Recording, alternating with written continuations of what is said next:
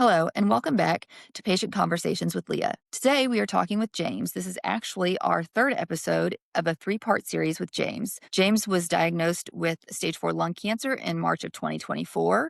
He has a driver mutation, EGFR exon 21, and he has shared with us in the last two episodes kind of his path to diagnosis, the treatments that he's been on, being a self-advocate, getting a second opinion, and now we're going to talk about kind of the real personal side of this. And I think for many of us young lung cancer patients, what drives us to fight and try all the things, and that's our family. James has three little ones that are elementary school and I think middle school age now. And today I'm hoping we can just jump right in. And James, why don't you just explain to us kind of like how you all have kind of dealt with this topic around your children? What did you say to them? How much have you let them know, and how are they doing? I think that's one of the big questions I always get is how do you talk to your kids about this? Well, it's yeah, it's difficult. It's a difficult conversation to have. But the thing that I had to keep in mind is when we got the diagnosis, you're sitting in a little doctor's office and the kids are in school. So it's like 11 o'clock in the morning on a Tuesday or whatever, and you're being told you have lung cancer. Kids are in school at that moment, playing the cello, learning about science, taking reading a reading passage about a puppy or something. So they're being kids with their little friends doing what they're doing because we have two in elementary school and one in middle school. And so, they're little kids. So we come home that day with this kind of pall hanging over us. And we're discussing it and we're saying, okay, what are we going to tell the kids? Are we going to tell the kids? My thought, and we both agreed initially, no, we're not going to tell the kids. This is we're going to basically now may agree or disagree with this, but we decided that I was not going to tell them anything about it because it's when the time comes that it could affect them, then they can know all the details. But until then, there's nothing they can do. I don't want to put that stress on them. I don't want them worrying about it or laying in bed at night or starting to let the what-ifs go in all the different directions. So we decided that no, it's best that we just say, nothing about it initially. But kids are incredibly perceptive. And smart. So they pick up something wrong. Something's not quite right with mom and dad right now. And they don't know exactly what. And that'll cause its own stress. So at what point, how do you go about addressing it? We had to go through all we talked about it in episode 1 and 2, particularly in episode 1, the diagnosis and the initial tests and the misfires and the misdiagnosis and these kind of things. So we were under a tremendous amount of mental stress, if you will, waiting for test results and just so many unknowns. Simultaneous to that, we're trying to sort of shield the kids from that, but they're picking up that something's not right. We finally decide to explain, well, turns out, I got sick. They're like, you don't seem sick. I'm like, yeah, you hear that little wheeze, that little wheeze in my breath. And so I explained that there was something wrong where it's not, again, this is straight up lying, but we're like, it's not a big deal. It's going to be fine. We just have to, so dad's got to go and see some doctors and stuff because they see me doing these appointments and things. And they, in the phone calls for test results and conversations in the kitchen where mom and dad are like, hey, give us a minute, And so Right. our oldest, very perceptive. And I think she maybe overheard phone conversations or whispered conversations in the kitchen, that kind of thing, because we're sitting down as a team coming up with what questions are we going to ask the doctor. We're researching things and coming back and carrying notes about what we've learned and what do you think about this. And our oldest, Lily, my daughter, walks up to Maria, my wife, and just says, point blank, does daddy have lung cancer? Yeah. She's in the 6th grade. Break your heart. Absolutely. So, but we quickly deduced she doesn't fully understand what that means, the implications of that. So we said yes. And at that point, we said, you know what? Let's bring the boys in. Let's have a little talk. So we brought everybody into the kitchen and we said, here's what's going on. We gave the kid version of it that ends with everything's fine. Everything's going to be fine. It's not a big deal. See me sitting here, on breathe in, let me pick you up in the air. See, everything's fine. And to kids, they accept that. And they go, Right. great. So now the questions answered in their mind about why are we having these conversations? Why am I going to get these tests, etc. Because it is going to culminate at the time we were hoping with the surgery and achieving Right. E was our goal. So that's a major surgery. So there's going to be recovery from that, etc. So this eased them into the concept. So when the surgery happened, it wasn't a big shock or surprise. And afterwards, again, I put on a chipper face as much as I could.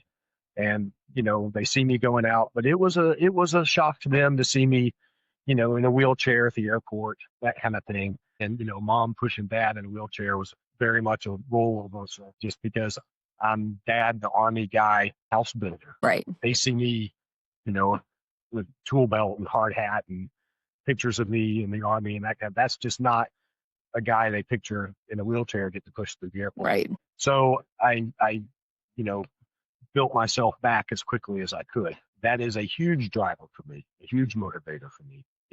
I see this responsibility to take care of my family and to do everything in my power to do that.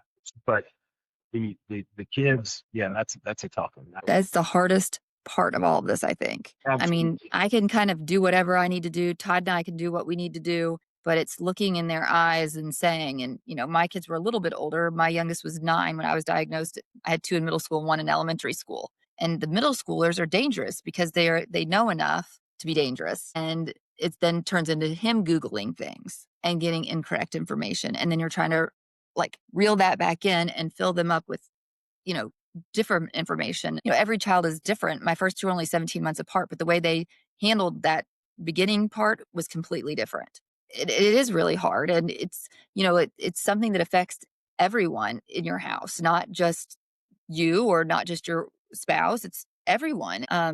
I know for us, there has definitely been some hard times, but I think that there have also been some good things that have come out of it. We've kind of changed our priorities a little bit. We make sure we're traveling with the kids and give them experiences. And I didn't return back to work when my youngest was old enough to get home from school on his own so that I could be here still for him and Mhm. those kind of things. So as you think about your family dynamic and this diagnosis, how do you think this has changed your family life, positive or negatively? The the two boys are the youngest, and for them it was water off a duck's back because they just don't get the concept.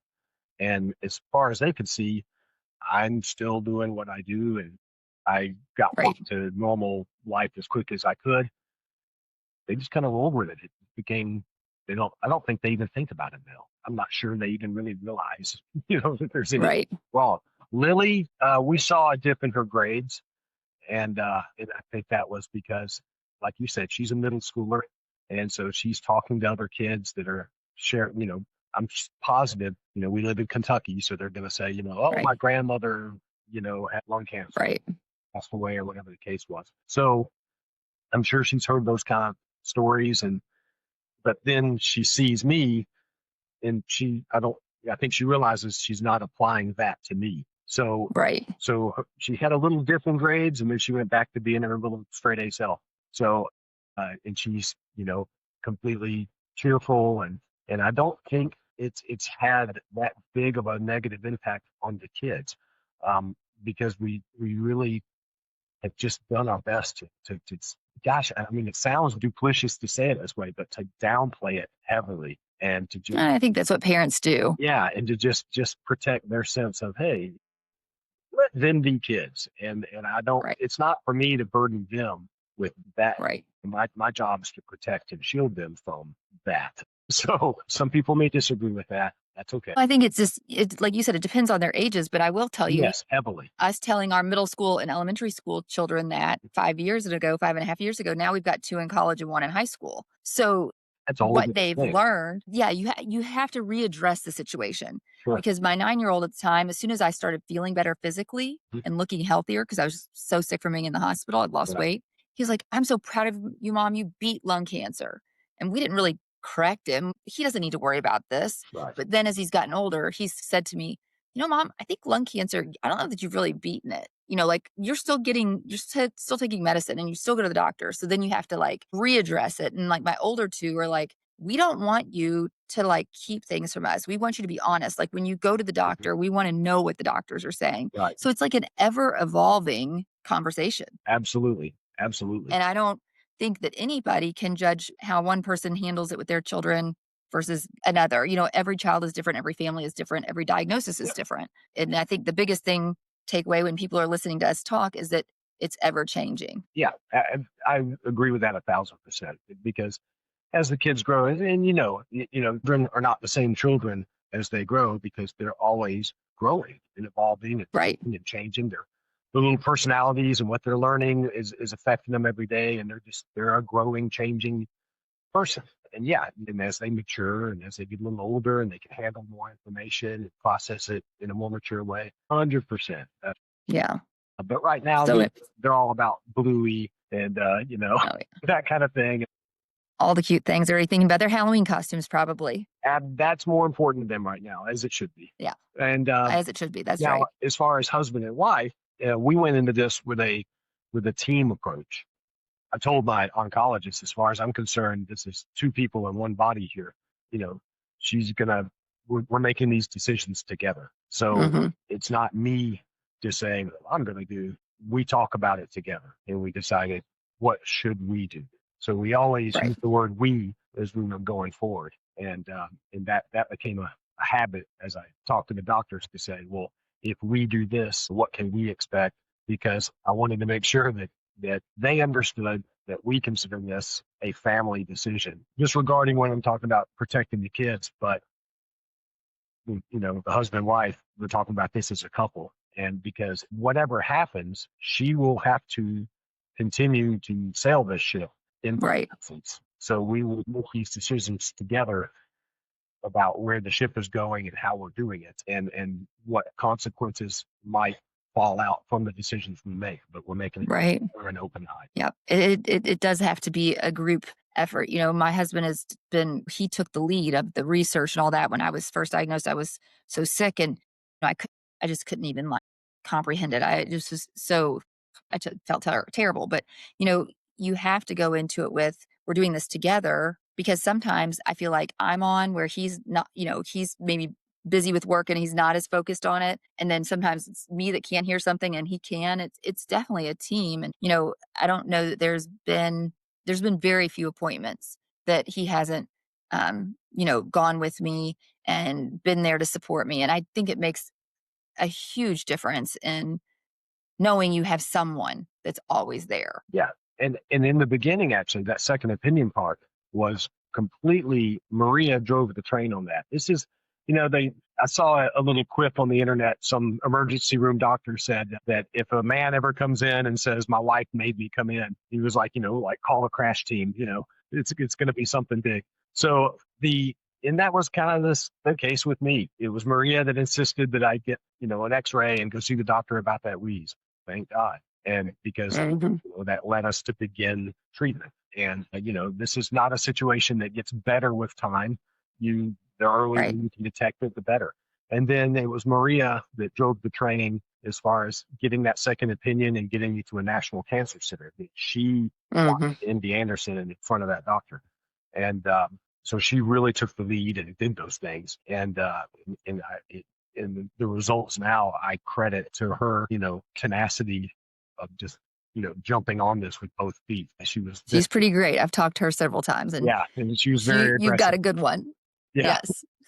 Yes. So, Yes, yes. Well, I told her more than once. I'm like, hey, you saved my life, literally, quite literally. yeah. But it's yeah, working together as a team, and it does get hard sometimes. And like you said, there's going to be days where she's up and I'm down. Other days where it's the other way around. It's not every day is a positive.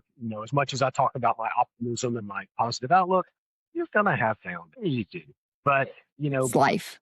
that's life. Exactly. Well, I just think that people are going to love watching this and hearing just your honesty about your positive outlook and the importance of these second opinions and how to talk to your kids because so many of us do have children and it's just hard to even know where to begin. There's not a class on how to talk to your kids about something like this and it is an individual thing. But I just want to thank you for joining us today because I think it's hard to find men that want to share or are willing to share or can share. And I think it's so beneficial to other men that are going through this to hear a man's perspective, not just a female's perspective on how they're dealing with this, and that you feel a responsibility to take care of your family and all the Sure. things. So I appreciate you for putting yourself out there. For those of you watching, please like and follow so you can see the rest of James his episodes, the first 2 episodes if you didn't see those. And James, is there anything else you want to share as a final thought with us today? No, just I think it's important. Keep hope. Um, gather as much information as you can. Know that a lot of other people are in the same situation. No one's alone in this, and I want to thank you on that note Oh, for doing what you do and oh, giving well, a you're very forum welcome. for people to talk and share information. And I'm grateful to actually be able to talk with you today and share this because if these are the things that I would like to have known myself when I first got diagnosed. To know Yeah. that it's not a clear cut, oh, you've got, so here's the checklist, here's what's going to happen. But there's some navigating to do. But no one's alone in it. There's resources out there, there's information out there. People like you, like me, more than happy to talk.